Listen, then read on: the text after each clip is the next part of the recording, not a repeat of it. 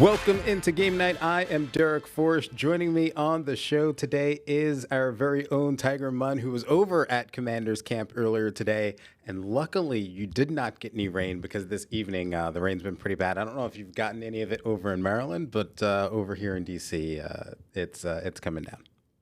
Yeah, it is coming down here in Maryland. I'm looking outside the window and it's just completely gray and barely see anything just because of visibility in the rain. So, yeah, we definitely got hit, but I'm inside, I'm indoors, so we're all good. And thankfully, camp ended Yeah. before that. I'm glad they do it in the morning. Yeah, for sure, for sure. All right. Unfortunate news over the weekend with Laramie Tunsil as he is going to be out for a significant amount of time. We don't know exactly how long, but he's got a torn tricep. And today, Dan Quinn confirmed it. And obviously, there's going to be a lot of moves. But what was the vibe like at camp today with that news?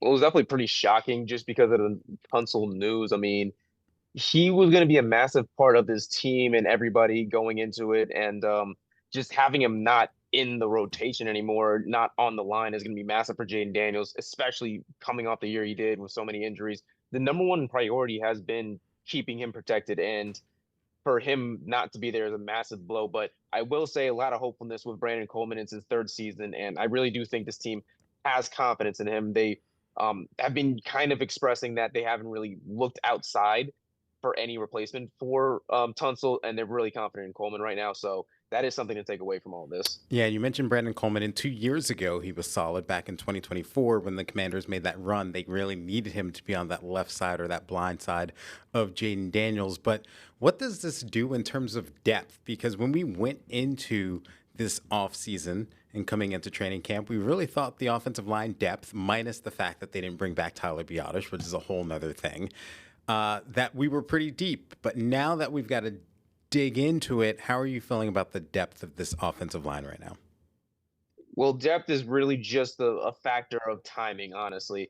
Everyone has depth at the beginning of the season, and then by the end of the season, the depth is depleted because they had to use everyone to just field the team, to be honest. That's the case with a lot of teams in Mm. football. It's an injury driven sport, unfortunately. But this is kind of a bad luck for the Commanders because however much depth they had in the offseason now isn't really a factor just because of Tunsil going down. Now they have to go into that depth early. Now those guys are going to have more wear and tear towards the middle part of the year. So yeah, it is a massive, massive blow. But again, one thing is they're really confident in Coleman, and David Blau was also extremely confident in Coleman as well. I mean, like you said, 2024 he started, and one thing to keep in mind is they went to the NFC Championship game that year.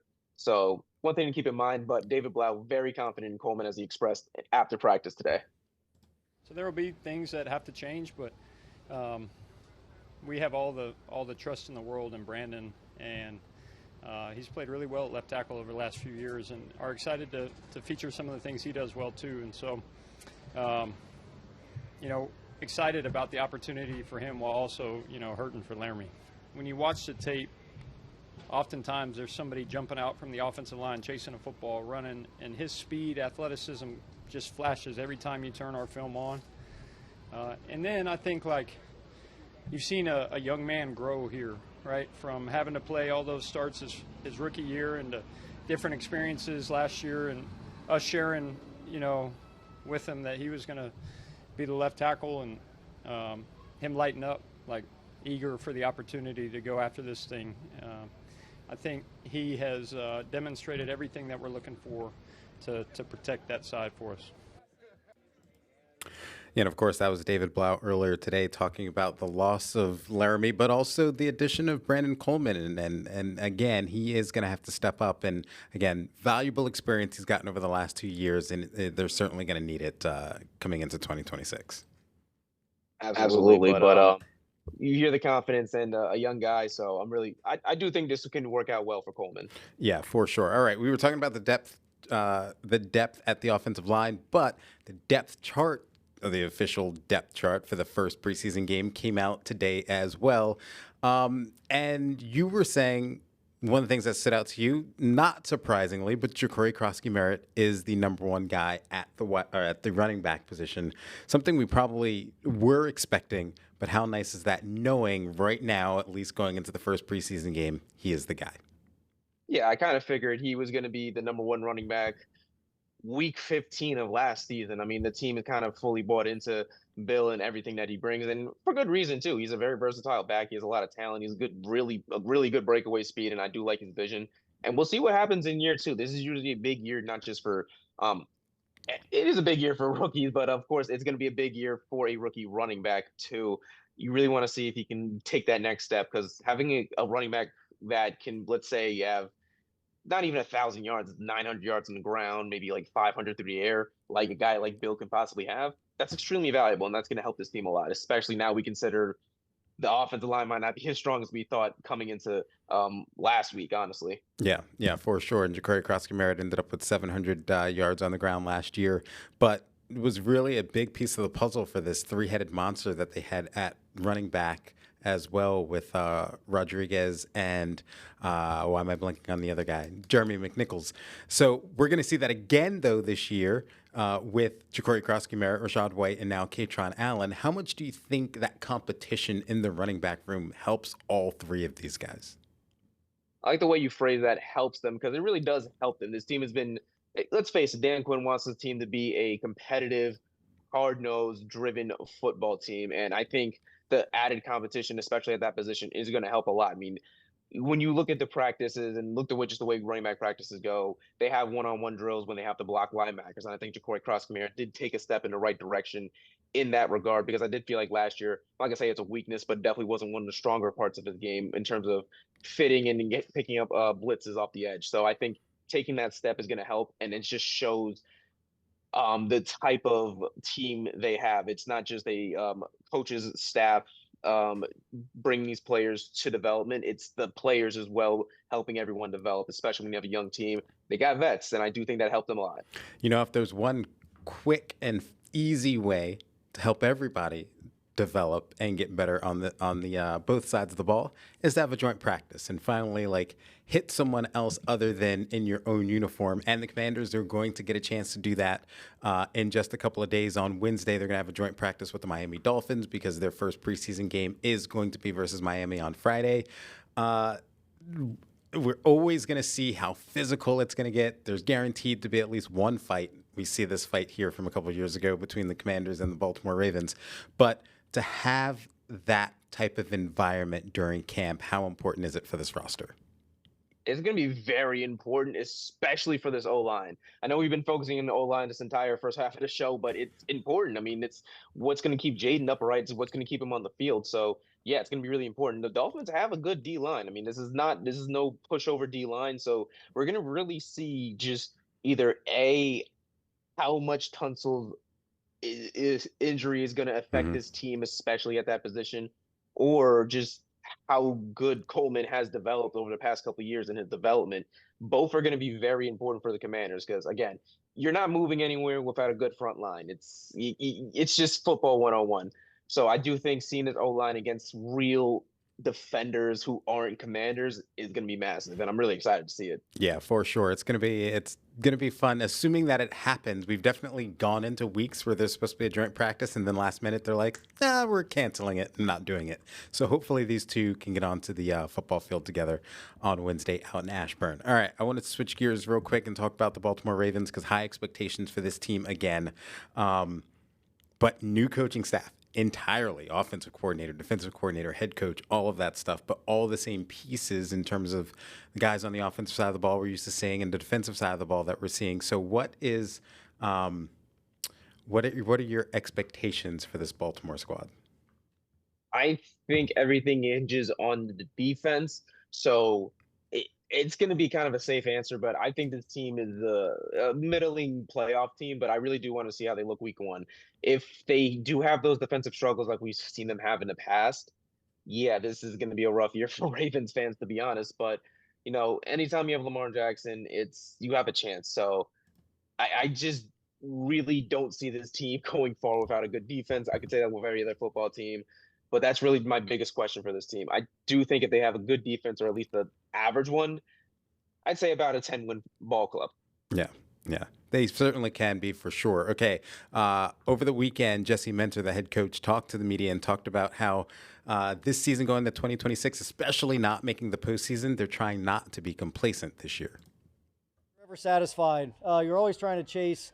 Like, to me, what you're chasing in training camp is the best version of yourself every day. And you want that to continue to raise and raise and raise and raise. So we're chasing so many little things, new things on both sides of the ball. We're really trying to chase detail, trying to chase execution, trying to chase just all the little things that can happen in a play where it's not exactly how you drew it up. That to me is like problem solving within the scheme. So we'll keep chasing all that. I like where we're at. I thought we've had some really good days in pads from a physical standpoint. And again, we'll just keep chasing it. Some of the guys, man, we'll really keep chasing the practice emphasis, and then some obviously will get a chance to play some football here. All right, Tiger, we got to move on. Coming up on the show, you're going to sit down with Lake Lewis and talk a little Commanders. You caught up with him at training camp, so it'd be interesting to get his take on everything. That's coming up next on Game Night.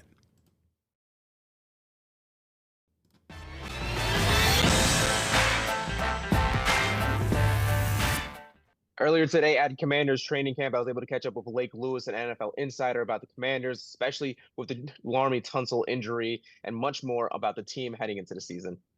Day 9 here at Commanders training camp, joined by Lake Lewis, ESPN Radio and NFL insider. And Lake, why don't we just start off with the biggest news of the past couple of days? Tunsil out, torn tricep. Just, what are your initial thoughts, and how much is this going to impact the team? I mean, it's a blow. It's a big blow because he's one of your best players, and he's a guy that, pretty much, entrenched your offensive line. And, you had that stabilization at left tackle, and that's the most important position on the offensive line outside of center, of course, because he's the blind side. He blocks that for Jaden. So that's a big blow, and you normally don't replace a player of that caliber, but I feel pretty good that Brandon Coleman, who looks like he's going to get the nod to try to replace him, has experience at that position. You mentioned it a little bit with Brandon Coleman. The past couple of years, Coleman's been kind of moving around, kind of a guy that they've been trying to at least get in. So what kind of opportunity do you see for Coleman? Of course, when Tunsil comes back,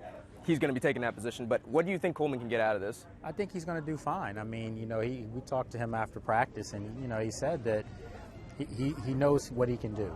He knows himself now, and he said, especially last year, he went through adversity, lost his starting job, to Chris Paul, and then obviously they brought Laremy in, so basically he lost both jobs that he had. But sometimes with that, you get back into practice and you get your technique down and you get your confidence back. And he's confident. He worked out with Laremy and all those linemen in the offseason, and he got much stronger. He looked stronger, and he knows this is a golden opportunity for him, so I think he wants to seize the moment. And, this, of course, is a massive, massive loss. It feels like they just got a step ahead getting Stephon Diggs, and now a couple of days later, one of their the best offensive linemen they have is out. If you're a Commanders fan, do you press the panic button, or do you just cool off and wait to see what happens? You don't. I mean, again, these things happen in football. You have these kind of losses. Remember, Terry got hurt at some point last year, and, a lot of guys got hurt last year. Jaden Daniels got hurt. And you saw that they just didn't have anyone behind those guys to be able to, keep things going. And if you want to say that about Laremy, it's a little different on the offensive line because, he's a monster. He's an all-pro for a reason. But you do have a guy that you drafted just 2 years ago, and I want to remind people of this too. Laremy wasn't on the team when they went to the NFC Championship. You know who their starting left tackle was? Brandon Coleman? Brandon Coleman, right. So this is the third year of Brandon Coleman. Clearly he's a better football player because he's in the league now for 3 years. So those things that maybe he struggled with in his rookie campaign, maybe he won't struggle with those now.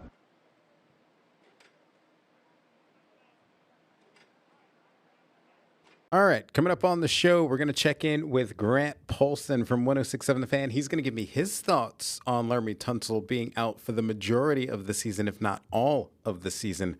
That's coming up next on Game Night.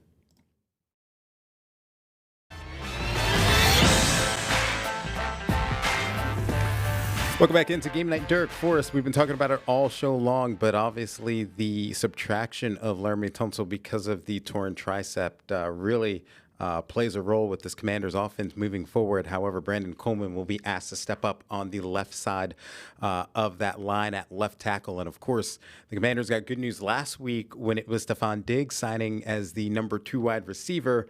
And of course, It's followed up with some bad news with the Laramie Tunsil situation. The Laramie Tunsil news was devastating. He's their best football player. I think Daniels is a superstar and has a chance to be an MVP quarterback one day, hopefully. But as of this moment, there's one guy on this team that is in the running for a first-team All-Pro nom every season, and it's Tunsil, who's easily a top 5 and probably a top 3 tackle in football. Nobody else on this team is top 3 at their position. So they paid him $30 million a year for a reason. They broke the bank this offseason because they know how valuable he is. He changes everything. He's one of the best pass protectors in league history. I mean, that's not overstated. Hall of Fame type resume he's putting together. I love the player, and he's really important in the locker room. So as far as injuries and losses go, this is one of the biggest they could have suffered. It's very damaging, but you got to keep playing. And they do have other options that are decent. Now you got to try to get to those guys and try to get them to play above decency. You need good. One of the things Adam Peters has been good at over the last couple of years has been depth of the offensive line. It got a little bit hurt when Tyler Biotish didn't resign and they let him go.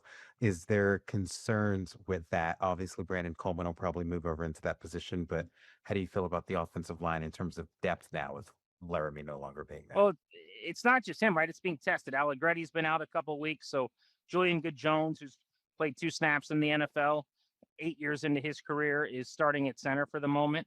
I think we're going to get a much better feel after they have their Wednesday practice jointly with the Dolphins. When you got a defensive line that's really trying to tee off on you and blitz is being called, how do they pick things up? How do they handle that? I think we'll know what kind of shape they're in and whether or not they need to make an addition. And maybe that's when they decide to call a veteran, Taylor Decker or somebody else. But I think just generally, you were deep for sure, and now you're not. I mean, now you are probably average as far as depth goes. I think they're better on the outside, where they've got guys like Andrew Wiley and Trent Scott who played a bunch of tackle. Those are their guard depth as well, but I don't feel as good about the guard positions because Coleman was their top guy there, and now you've kicked him outside. Does your perspective change on what the Commanders could be, or is it too early to tell at this point? I think it's too early to tell. I kind of bumped their win total up a half win or win based on the Diggs addition, and maybe probably just move it back to where I had it after the Tunsil loss. I think there's a world where this goes sideways, maybe on the offensive line, and it really hurts them, but I think it's too early to know that at this juncture. It's a huge loss. There's no doubt about it. But teams every year that win meaningful games in the playoffs and Super Bowl, they're without some of their best players. Some of them lost guys before the year started. You think about like the Chargers lost starting tackles in the preseason last year on both edges, and they made the playoffs and had double-digit wins. So it's going to be hard. But David Blau's got a big job ahead of him, and this just added some work. Last one for you, the Nats. They ended up with a sweep over the Cincinnati Reds, but the bullpen looked pretty good, and that was one of the areas where they were looking to improve. Just what were your thoughts on the weekend? Yeah, a lot of the additions that they've made as the season's gone on here and recently at the trade deadline have helped, it would appear. Giovanni Cruz has thrown the ball well in a couple scoreless outings in a row. Will Dion had a really good outing over the weekend as well. They got, Bird made his debut and pitched the final outs of the game against Cincinnati in the 9th inning. I thought he was pretty good. Abby Ortiz is now in a platoon at first base, replacing Luis Garcia with Andres Chaparro, and Ortiz had a home run against the Reds and has homered in consecutive series now. So a lot of the stuff that Paul Taboni's done has worked. Give him credit. They're still light on talent. Frankly, they're lighter on talent than they were, both because of the trades and then the James Wood injuries. Pretty devastating, but it was nice to see them rip off 3 in a row against the Reds. They level up in weight class, though, now. Cincinnati is a beatable team. The Chicago Cubs come to town for a series starting on Tuesday, and that's a really good playoff caliber team.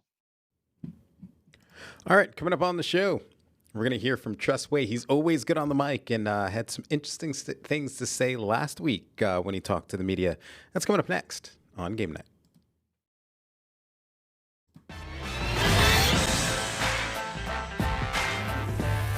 Welcome back into Game Night. Derek Forrest. As we all know, Tress Way loves to be in front of the mic. We've seen a bunch of stuff he's done during the offseason. He's been part of Commanders prank calls and all of that stuff. Not only that, he's also a great punter for the team as well. But I think he's now starting to realize that he's one of the wily old veterans on the team. And talked about that, getting a little bit older, but also talked about what you're about to see, this mustache that I don't think is on his face anymore, but he was certainly rocking last week. I would like to address the mustache real quick. So 1.5 questions. I know it's nasty, and I'm here for it. But it was a team building thing amongst a couple of guys, and Chef Brandon. Like, we had a bunch of guys in the locker room and throughout the facility that we're in. And then my wife and I, we enjoy country music, and after we're done with walkthrough, meetings, treatment, we're going to make it over just in time for the Riley Green concert. And so I wanted to sport that through the Riley Green concert. Thought it might look as good as his. It does not, and so it'll be shaved after that. There's a couple of the rookies. My son, Bo, he's 8 now. You guys always see Bo and Harper running around, our twins. They're 8. There's a couple of rookies that were their age when I was a rookie, and so that'll hit you real quick, where I was like, oh, my gosh, man. But seeing that, I think it's the movies, like when you're throwing out things like Pulp Fiction and Fight Club and Gladiator, and the kids are like, I say the kids, the rookies, they're like, so sorry, what? And I'm like, oh my gosh, but now granted, they'll say these people on TikTok, or, like somebody asked me to do some sort of dance. I don't know what's going on. So that's, there's a little give and take there. Yeah, a little give and take. 100% agree. I see it all the time with my sports department because they're a little bit younger, and there's some things that they talk about that I'm like, I have no idea, but I definitely see it with my nephew and my niece. They've gone to concerts of like artists I've never even heard of. But on the flip side, I'll bring things up as well, and people have never heard of it as well. So I'm right there with Tressway in terms of getting older and what that feels like. But Tressway, always great to be on the mic. He's going to be entering another season with the Washington Commanders as the starting punter. And hopefully it'll be like 2024 where they don't need him to punt a bunch during the regular season as opposed to last year where he was punting, unfortunately, all the time. But that's going to do it for another edition of Game Night. For Tiger Mun, who we saw earlier, I'm Derek Forrest. Have a good night.